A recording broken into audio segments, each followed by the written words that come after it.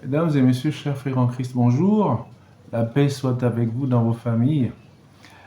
J'ai constaté que l'Obiti n'intéresse pas beaucoup de personnes, alors que, ne serait-ce que pour les personnes qui se sont abonnées, ça concerne notre tradition, les traditions gabonaises, bantou. Et normalement, on devrait, ne serait-ce que par curiosité, essayer de comprendre ce qui se passe dans nos traditions. D'autant plus que beaucoup de Gabonais, même s'ils ne le disent pas comme le faisait feu Maître Ligasson Maïla, se réclament de cette tradition. On prône même le retour aux sources, mais il faut connaître quelles sont nos sources avant d'y retourner et quelles sont les bonnes sources. Je disais que Prince Birinda, dans la Bible secrète des Noirs, a révélé un certain nombre de choses, ce qui concerne le Bouti, non seulement son œuvre, est de démontrer aux leucodermes, aux Européens, aux Occidentaux, que l'homme noir, dans sa tradition, dans sa spiritualité, n'est pas inférieur à l'homme blanc. C'était le but de son ouvrage. Et c'est la démonstration qu'il est en train de faire. Je pense que, ne serait-ce que par honnêteté et curiosité intellectuelle, nous avons intérêt à essayer d'écouter son message. Alors, je vais résumer un peu.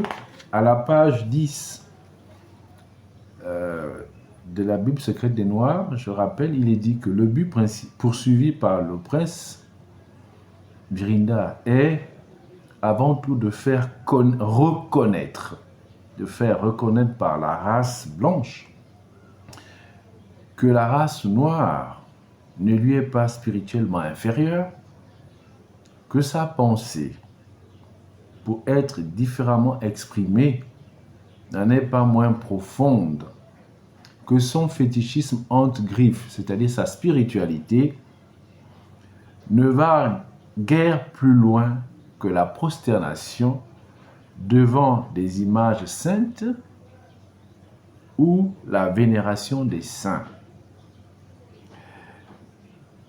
Voilà. Bon, après, il a poussé en disant que la magie noire n'est guère pratiquée par les sorciers noirs plus que par les sorciers blancs. Qu'enfin, les religions africaines ont, comme les autres, leur Bible, leur Genèse révélant aux fidèles qu'un Dieu suprême est le seul créateur de l'univers. Donc, il a dit fondamentalement que eux, dans le Biti, et c'est bien que ce soit un bouddhiste du Biti d'Isumba, qui est la mère du Biti, qui est la base du Biti, le commencement du Biti, c'est au Disumba, ben, il dit qu'eux, ils vénèrent fondamentalement des saints. Des saints. Et qu'en vérité, il y a une sainte particulière qu'eux, ils vénèrent. Une sainte particulière qu'eux, ils vénèrent. Je vais retrouver là où il a écrit. Voilà. C'est à la page de son ouvrage, c'est à la page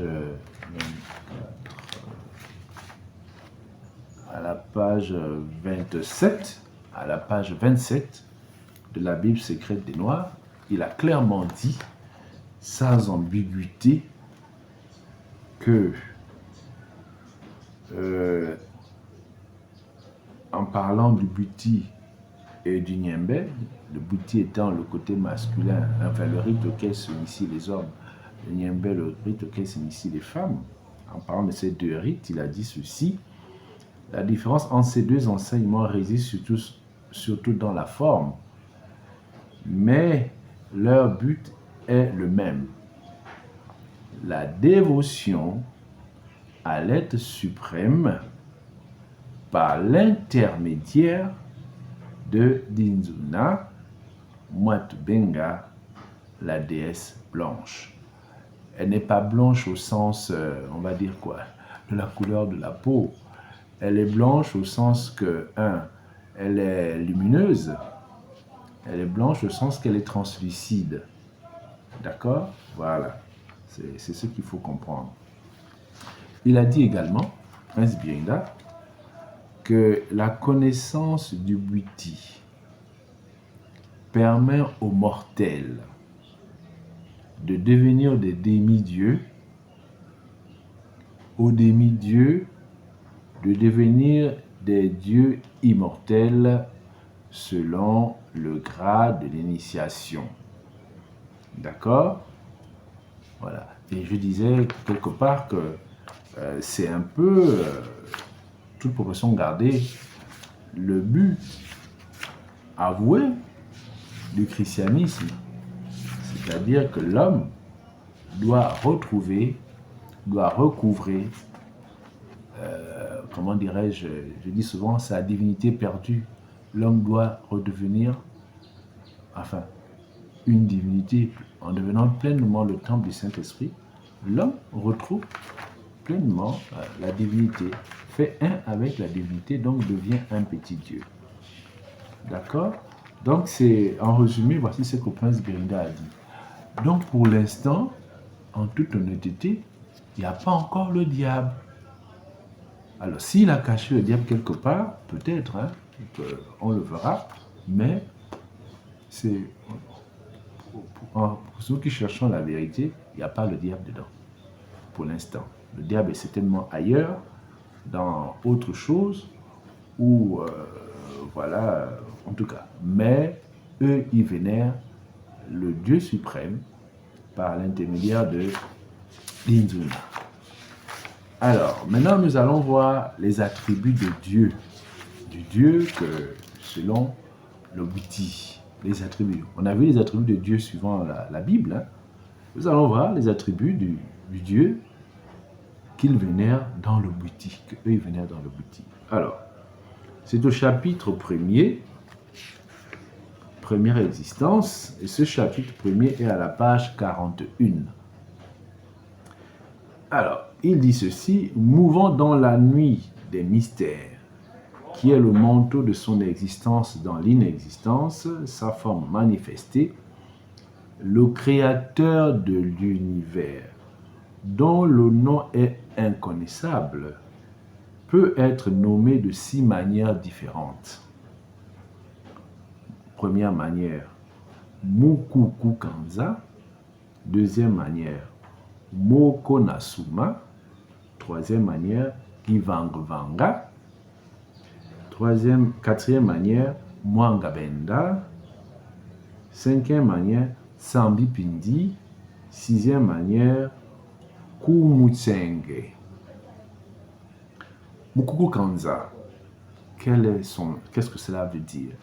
Mukuku Kanza est l'esprit des esprits, l'esprit mystérieux, l'esprit feu, origine de l'existence et de la non-existence, inconnu, insaisissable.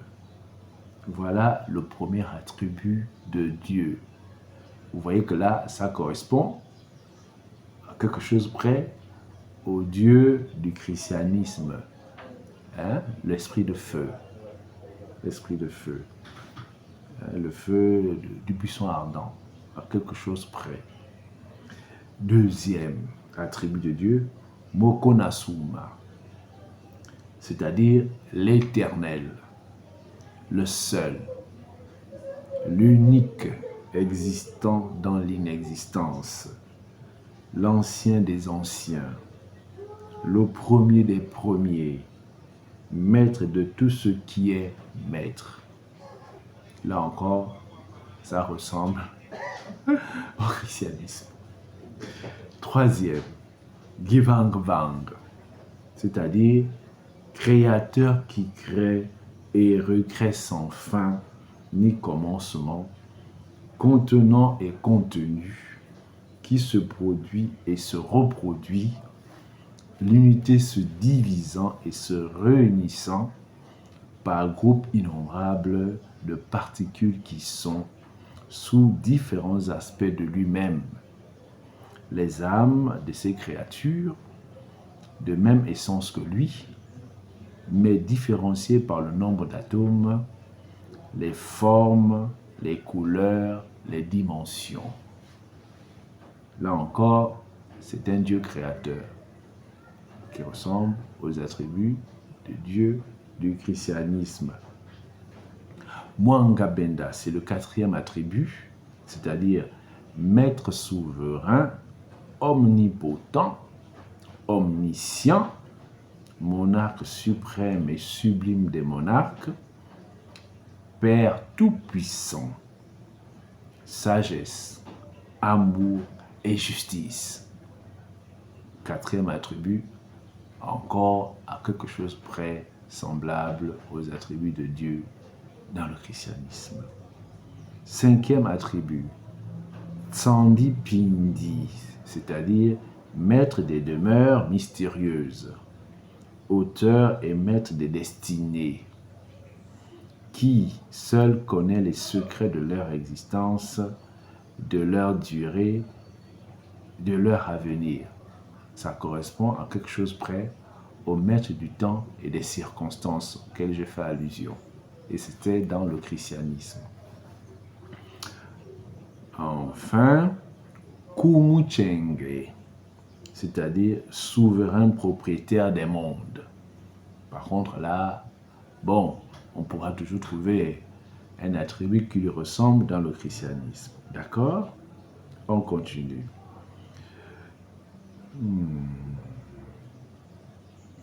Il y eut un soir, il y eut un matin, il y eut un soir, il y eut un matin, il y eut un soir, il y eut un matin. Au soir du quatrième jour, Mukuku Kanza souffla dans la nuit, et la nuit fut emplie de son souffle. Mukuku Kanza, on a dit, c'est l'esprit des esprits. Ce souffle se répandit dans la nuit comme une rosée lumineuse et engendra Dinzuna, Mwatubenga. Donc il a soufflé, l'esprit des esprits a soufflé dans la nuit, dans les ténèbres, le commencement était voilà, dans les ténèbres, et puis voilà, ça a créé, ça a engendré Dinzuna, Mwatubenga. On n'a pas utilisé ici créer, on a dit engendrer. C'est-à-dire des termes semblables à ceux du christianisme. C'est peut-être un plagiat, je ne sais pas, mais bon, on constate. Engendrer.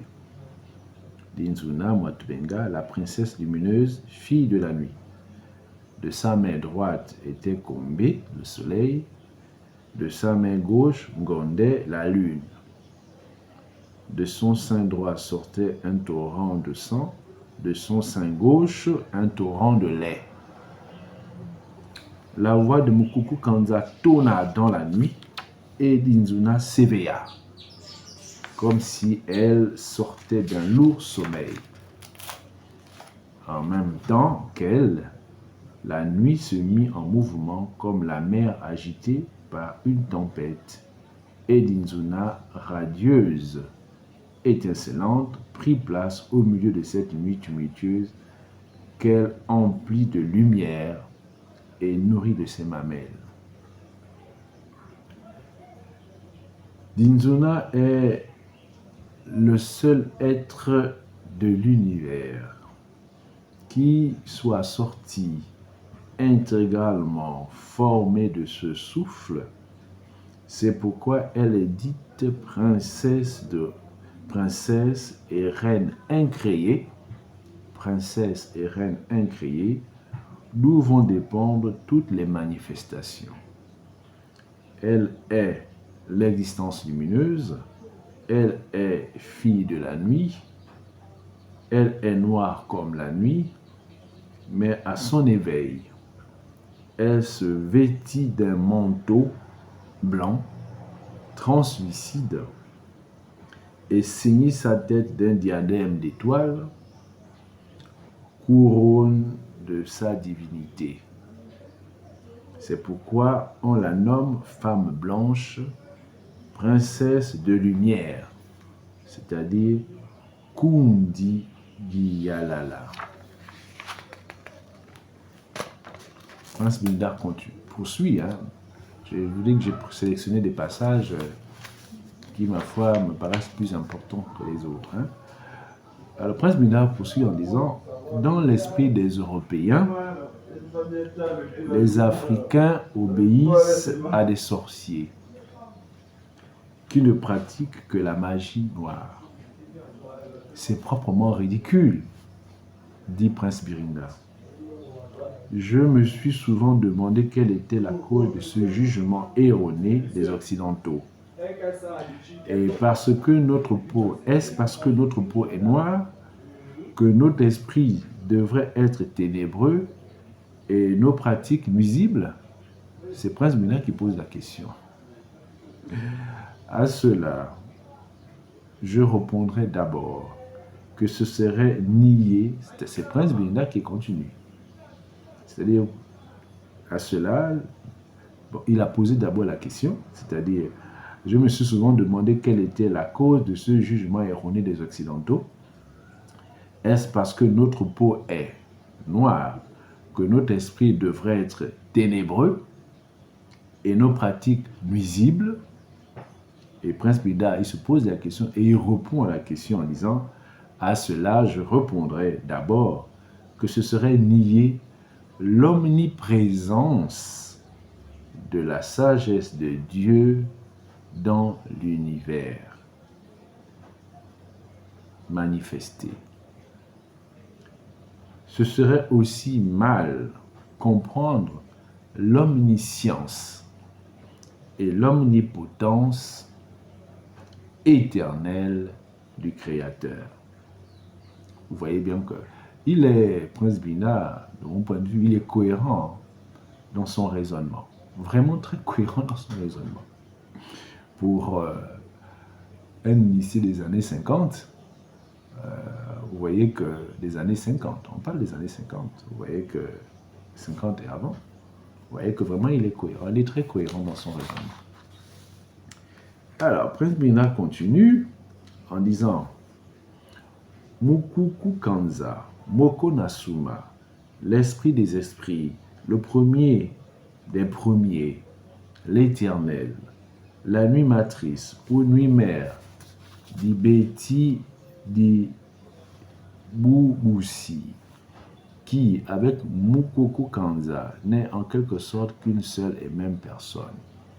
Le souffle, Pungu Mukung Pepi, de Mukuku Kanza, qui féconda la nuit. Ces trois principes représentent respectivement Mukuku Kanza, le père, Taï, le phallus, le principe mâle, la nuit mère, la mère Ngui, le sétis, le principe féminin, le souffle, le fils Mwana, le sperme, la force, la volonté.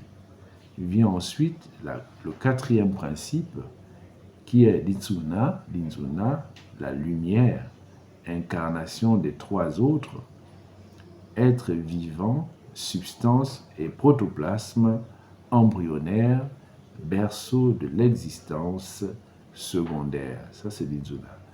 Ce quatrième principe, nous l'appellerons atmosphéra, Dimungi.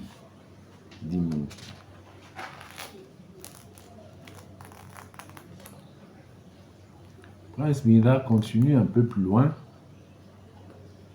quand Dieu a créé l'univers manifesté comme il dit.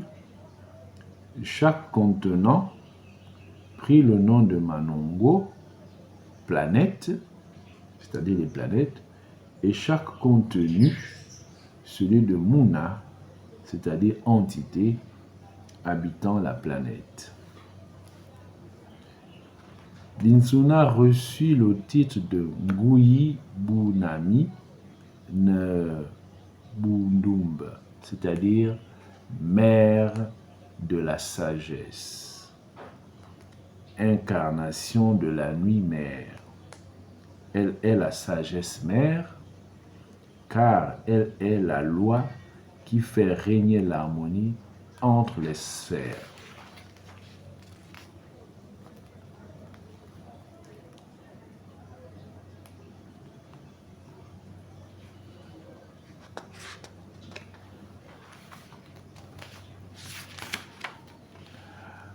Donc, mesdames et messieurs, chers frères en Christ, chers chercheurs de vérité, amoureux de la culture, je viens de vous présenter là les attributs de Dieu selon le Witi.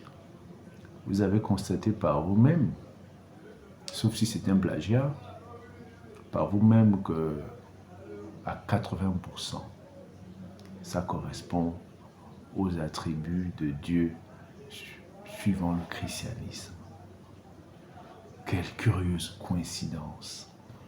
Mais cette coïncidence-là devrait plutôt nous faire réfléchir sur la place de nos traditions dans le monde.